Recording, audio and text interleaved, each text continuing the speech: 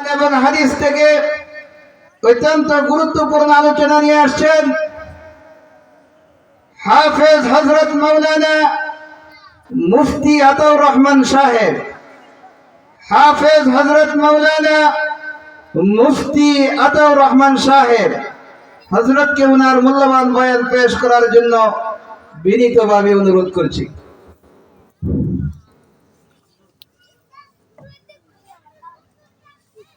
السلام عليكم ورحمة الله وبركاته. الحمد لله الحمد لله العزيز الجبار، والصلاة والسلام على سيد الأبرار محمد بن عبد الله عبد المطلب وصحبه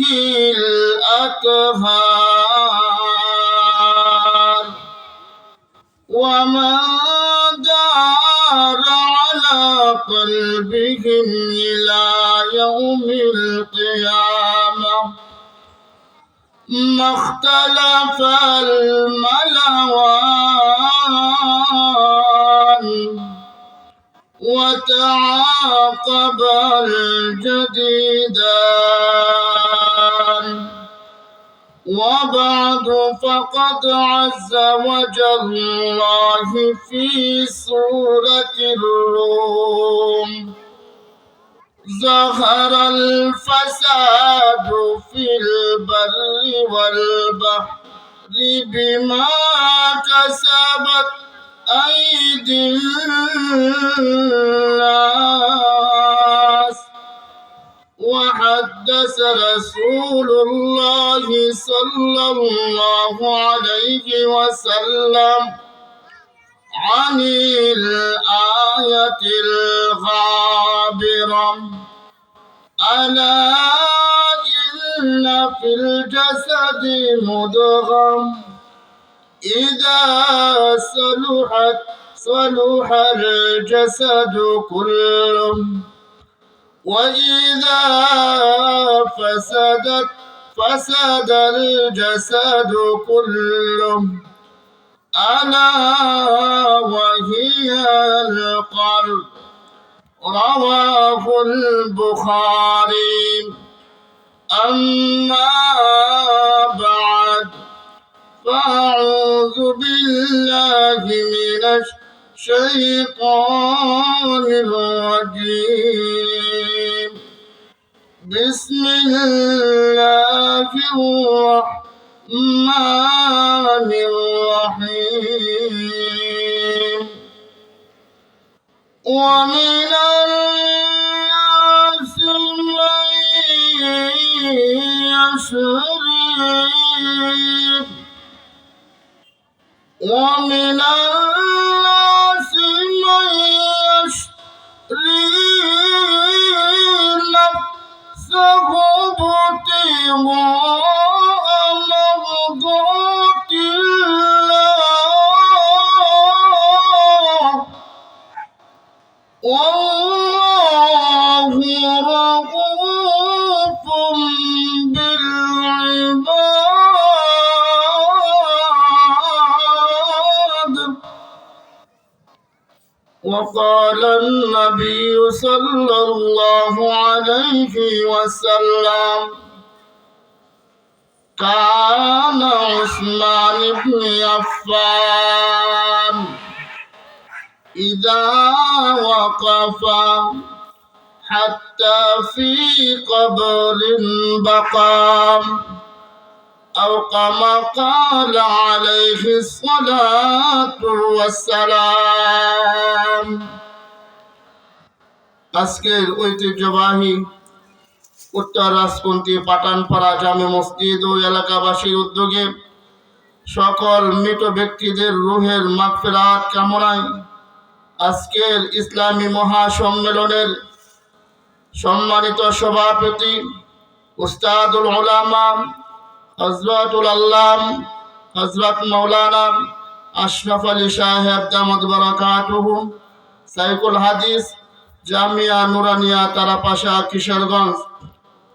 আজকের প্রধান বক্তা প্রধান মেহমান আওলাদ রাসূল সৈয়দ ইয়াকুব আল মাদানী ফারুকী সাহেব, আরো বিভিন্ন উলামায়ে কেরাম আসবেন।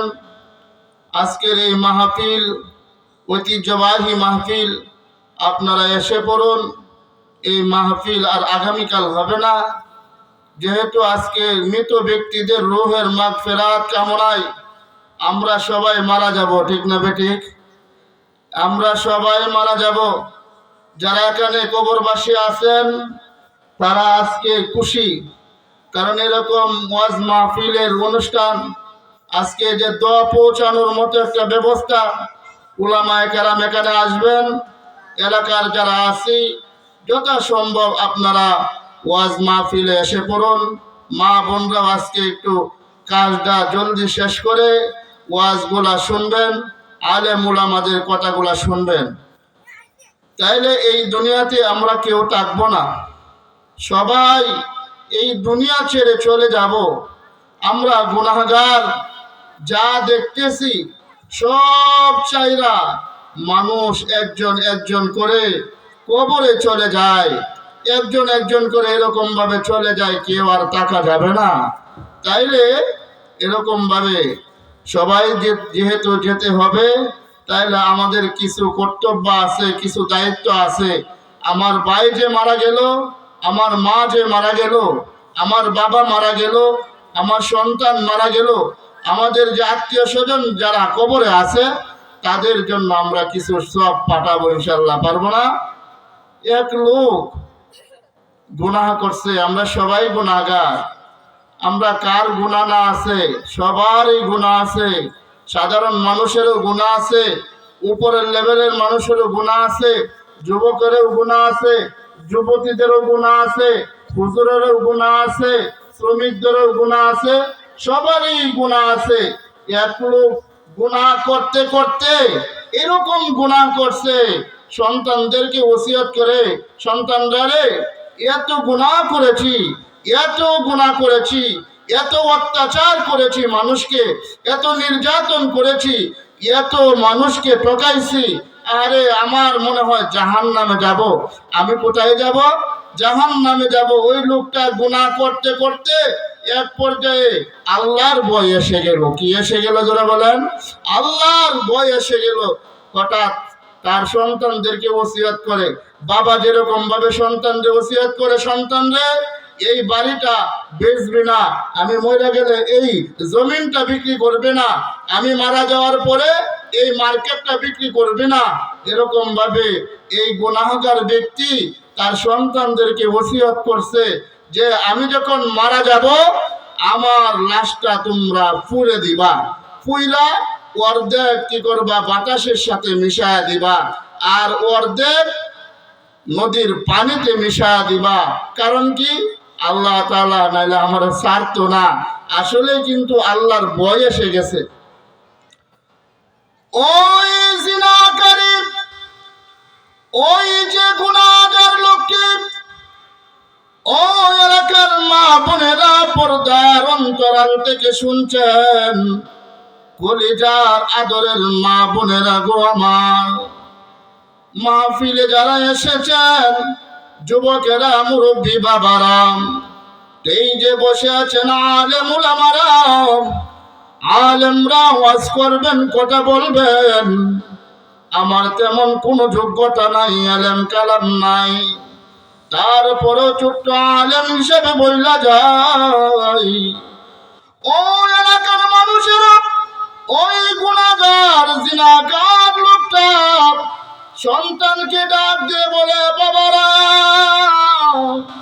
মরে যাওয়ার পরে আমার লাশটা তোমরা পুড়া দিবা। এত গুনাহ করার পরে নিজেরে এরকম ভাবে ধিক্কার জানায়, ওসিয়ত জানাইছে যে আমার লাশটা পুরায়া কিছু বাতাসের সাথে মিশা দিবা, আর অর্ধেক ছাইগুলা লাশ পয়লা যে ছাইগুলা হবে, এই অর্ধেক ছাইগুলা নদী সমুদ্রের পানিতে মিশায়া দিবা। ঘটনা চক্রে কয়েকদিন যাইতে না যাইতে ওই এলাকার মানুষেরা, আলেমদেরও গুনাহ আছে, সাধারণ মানুষেরও গুনাহ আছে। নবীজি বলেন আউয়ালুন নাস, মানুষের গুনাহ আছে, সবারই গুনাহ আছে। আল্লাহ আরেক আয়াতে ডাক দিয়ে বলেন, যখন গুনাহ করবা তখন যদি তওবা করে নাও, সঠিকভাবে যদি তওবা করো, আমি আল্লাহ তোমাদের গুনাহ মাফ করে দিব। আশা আছে না নাই? আল্লাহ একটা বলছেন, ইয়া আইয়ুহাল্লাযীনা আমানু তুবু ইলাল্লাহ, তুবু ইলাল্লাহি তাওবাতান নাসুহা। আল্লাহ বলছেন যে তোমরা খাঁটি তওবা করো, আমি আল্লাহ মাফ করে দিব। সন্তান যখন এরকম ভাবে কয়েকদিন পরেই লোকটা মারা গেল, গুনাহগার লোকটার লাশ পুড়ায় দিল। কি করলো জোরে বলে? লাশ পুড়ায় দিছে। আল্লাহর হুকুমে ওই জিনাকার লোক, ওই পাপাচার লোকটার ছাইগুলা বাতাসকে আল্লাহ হুকুম দিলেন, ও এলাকার মানুষেরা গো, গুনাহ যদি করে থাকি, আল্লাহর কাছে যদি মাফ চাই, আল্লাহ মাফ করে দিবেন। ও এলাকার যুবকেরা, মুরব্বী বাবারা, পদ্মার অন্তরাল থেকে শুনছেন আমার আদরের মা বোনেরা, আল্লাহ যখন হুকুমে এরকম ভাবে লাশটা হয়ে যাবে, আবারও অমুক ব্যক্তি হয়ে যাবে, তখন আল্লাহ ডাক দিলেন, বান্দারে, ও বান্দা, এরকম কেন ওসিয়ত করেছিলা? এরকম ভাবে কেন তুমি তোমার সন্তানদের ওসিয়ত করেছিলা? তখন ডাক দিয়ে বলবে, আল্লাহ এত গুনাহ করেছি, জাহান্নামের ভয় উস্তাদদের কাছে শুনেছি, আলেম ওলামাদের কাছে শুনেছি, জাহান্নাম বড় কঠিন, কবর জগৎটা বড় কঠিন।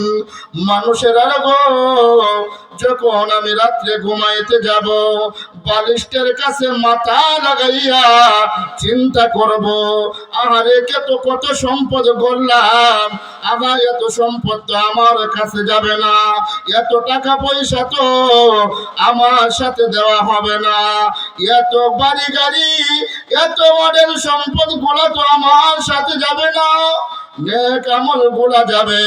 এরকম ভাবে যখন আল্লাহ বললেন, বান্দারে এই কাজটা কেন করলা?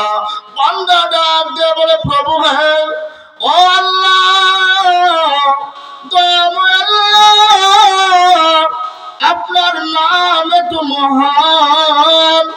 আল্লাহ আরেক আয়াতে ডাক দিয়ে বলেন, আল্লাহমান আল্লামাল কুরআন খালাকাল ইনসান আল্লামাহুল বায়ান। এরকম ভাবে আল্লাহ প্রত্যেকটা আয়াতে ডাক দিয়ে বলেন, আমি রহমান, বান্দারে তুই জিনা করেছিস, তুই বেবিচার করেছিস, তুই যে নাফরমানি করেছ, তুমি কি চাও, কি চাও? বান্দা ডাক দিয়ে বলবে, আল্লাহ আমি শুনেছি আপনি রহমান, আপনি রহিম, আপনি প্রভু। আল্লাহ ডাক দিয়ে বলবেন, যদি শুনে থাকো আমি রহমান, আমি রহমান নামের খাতিরে তোমাকে মাফ করে দিয়া জান্নাতের ব্যবস্থা করে দিলাম। জোরে বলেন সুবহানাল্লাহ। এটা শুধু কিসের কারণে? শুধু আল্লাহকে ভয় পাওয়ার কারণে, কিন্তু আমরা মনে ভয় আসে না। একবারে ছোট থেকে এই পর্যন্ত কত বয়স হয়ে গেল যুবকেরা গো। এখন সমাজের যুবকরা বড় আদর্শবান, বিভিন্ন ওয়াজ মাহফিলে যায়, যেখানে দেখতাম গানের বাজনা হইতো, যেখানে দেখতাম এলোমেলো যাত্রা গান হইতো, আহারে নাটক হইতো, সিনেমা হইতো। আজকে দেখা যায় সাদ্দাম ভাইয়ের মতো যুবকরা, এলাকাবাসী যারা যুবক আছে, আজকে তারা সহযোগিতার কারণে আজকের এই মাহফিল হয়েছে। ঠিক না বেঠিক জোরা বলেন? এজন্য বলা যায় ভাইরা আমার, এই আদর্শ যুবকরাই তো যাবে জান্নাতে, যাদের ভিতরে আল্লাহর ভয় আছে। কবরে যাইতে হবে, কত যুবক মারা যায়, আহারে এরকম ভাবে অনেক যুবক আছে ডাক দেবেলা হুজুর দোয়া চায়।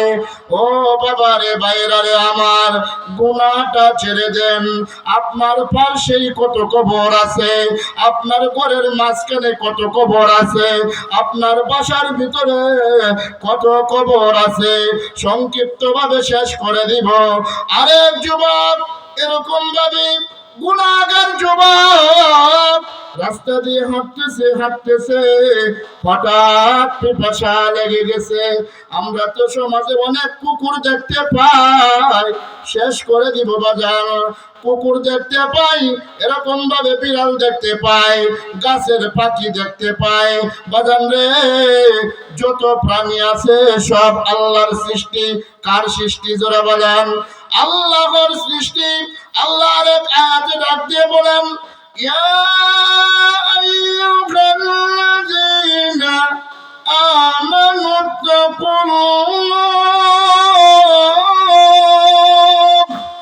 হাক্কা তুকাতিহি ওয়া লা তামুতুন্না ইল্লা ওয়া আনতুম মুসলিমুন।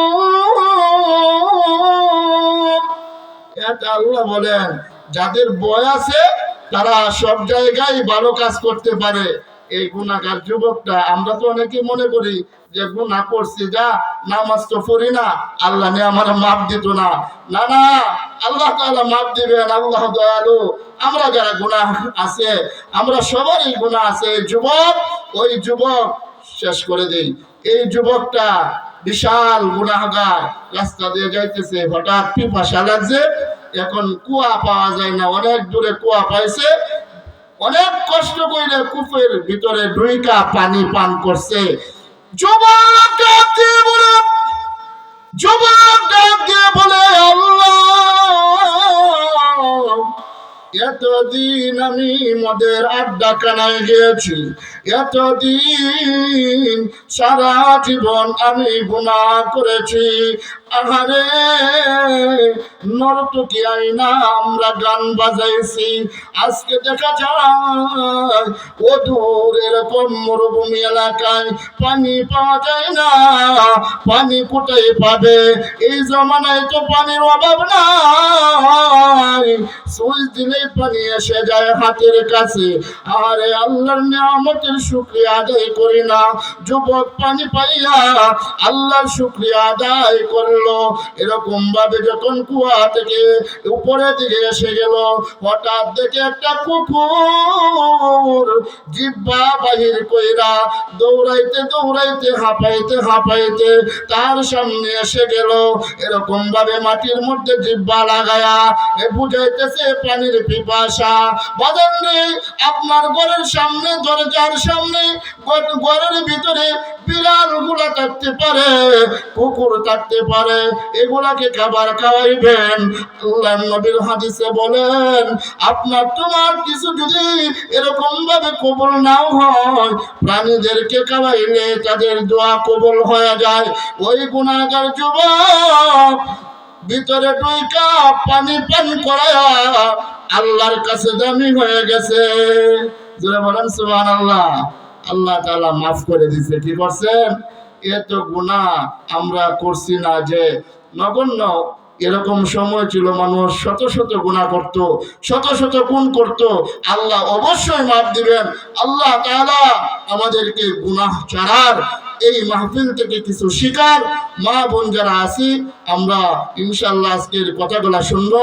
আল্লাহ তাআলা আমাদেরকে এই মাহফিলকে কবুল করুন। সকলে বলে আমিন। ওয়া আখিরু দাওয়ানা আলহামদুলিল্লাহি রাব্বিল আলামিন। আলহামদুলিল্লাহ।